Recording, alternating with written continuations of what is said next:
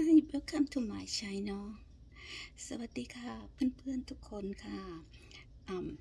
วันนี้พี่ติ๋มนะคะจะมาทำไข่ห่อวุ้นเส้นซึ่งส่วนผสมของเราก็มีเส้นวันนี้ขอใช้เส้นก๋วยเตี๋ยวลองทำดูนะคะแล้วก็กะหล่ำปี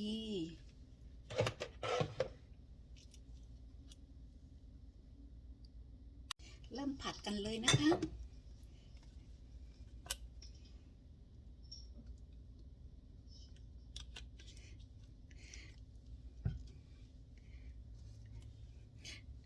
เมนูนี้เป็นเมนูแรกที่จะลองทำดู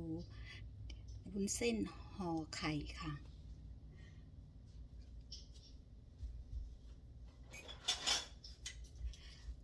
ก็ถ้ายังไงผิดพลาดมาก็ขอให้เพื่อนๆให้อภัยก็แล้วกันนะคะใส่กระเทียม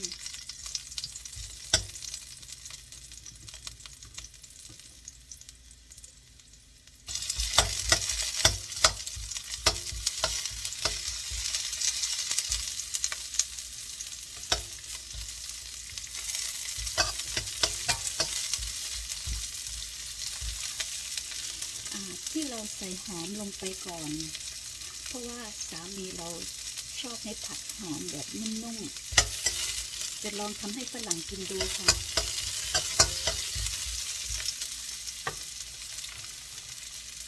เสร็จแล้วกะหล่ำปี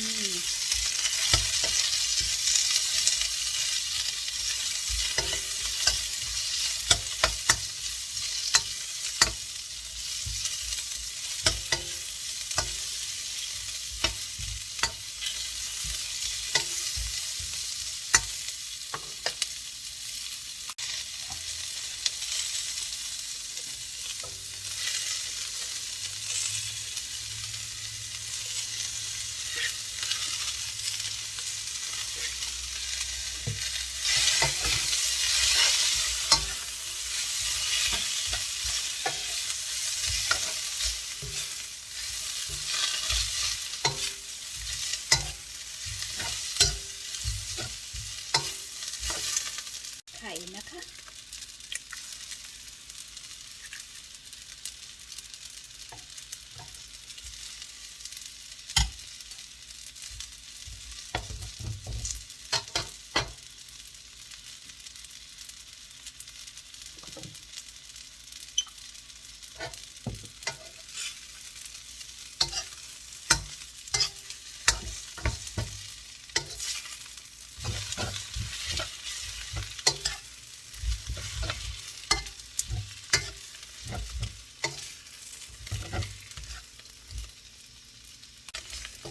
ทำวุ้นเส้นผัดวุ้นเส้นของเราวันนี้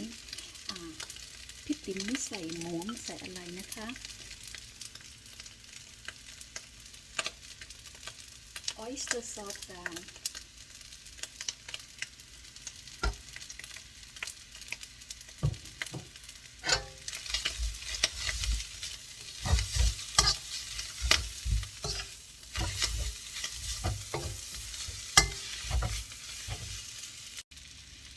มะเขือเทศ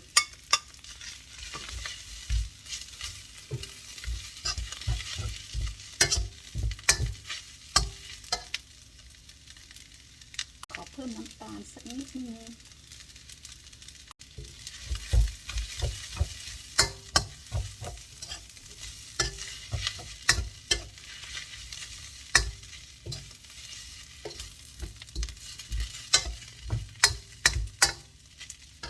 สุกและเตรียมเอาลงได้ละ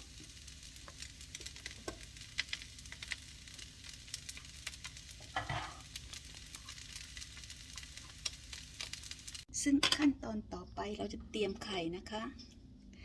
วันนี้ขอใช้ไข่2 ลูก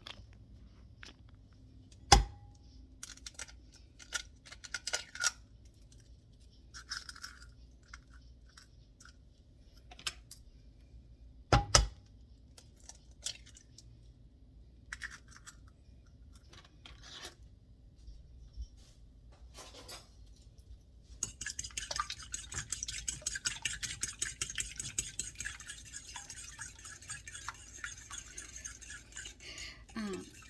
เป็นครั้งแรกที่ลองทำดูค่ะก็ไม่รู้ว่าผลจะออกมาเป็นไงแฟนเขาเห็นใน YouTube เขาเลยถามว่าเธอทำเป็นไหมเราก็เลยจะลองทำดูค่ะเดี๋ยวก็รู้ค่ะว่าอร่อยไม่อร่อย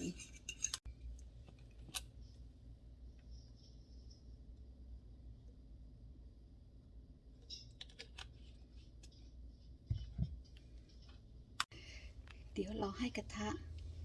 ร้อนถ้าเพื่อนๆต้องการอยากรู้ว่าน้ำมันร้อนหรือยังก็ลองใช้นิ้วจุ่มดูถ้านิ้วเราสุกก็แสดงว่าร้อนละพูดเล่นนะคะเดี๋ยวลองดูสิ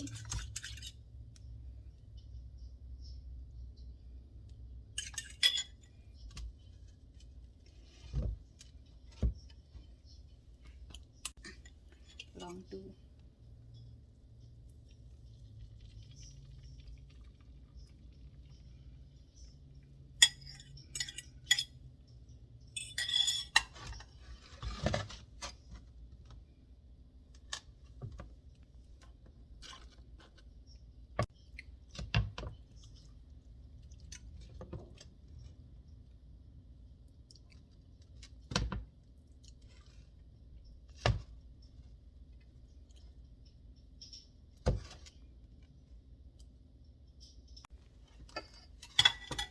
มาเพื่อนถึงตาสำคัญละเมื่อกี้ลองชิมเส้นดูอร่อยมากค่ะไม่อยากจะเชื่อเลย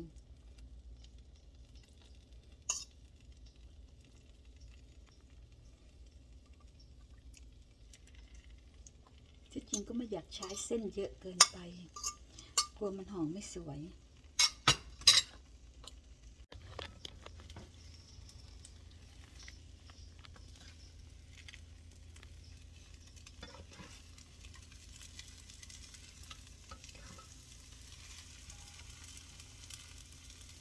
สงสัยใส่เส้นเยอะเกินไป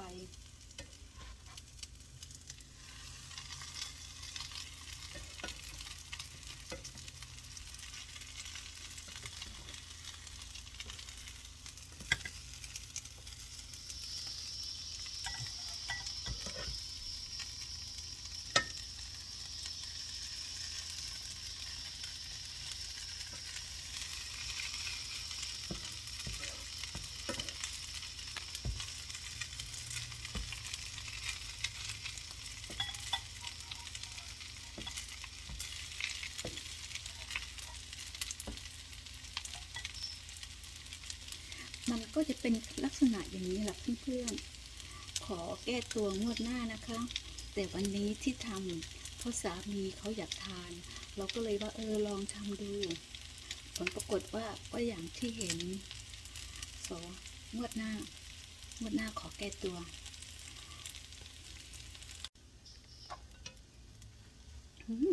ห่อออกมาสวยอยู่นะเนี่ย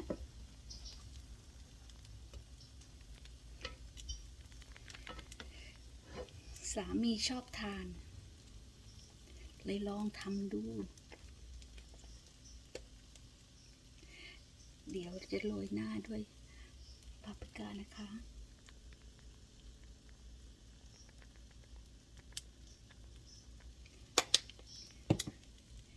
เป็นนั้นว่าเสร็จแล้ว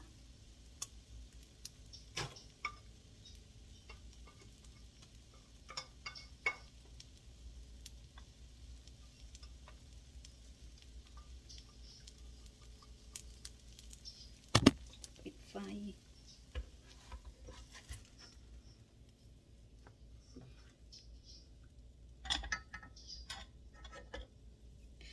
เป็นไงครับเพื่อนๆออกมาดูดีมากเลยค่ะ